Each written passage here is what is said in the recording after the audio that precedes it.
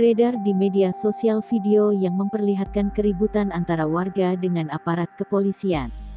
Diketahui, warga tak terima saat polisi menertibkan sebuah warung yang melanggar aturan pemberlakuan pembatasan kegiatan masyarakat (PPKM) darurat.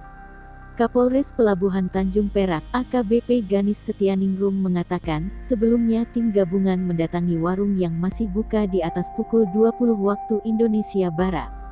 Namun, bukannya mematuhi aturan dan menjalankan perintah, pemilik warung malah menantang polisi. Bahkan warga sempat melempari mobil polisi dengan botol dan batu. Atas kejadian tersebut, beberapa kendaraan tim patroli mengalami kerusakan.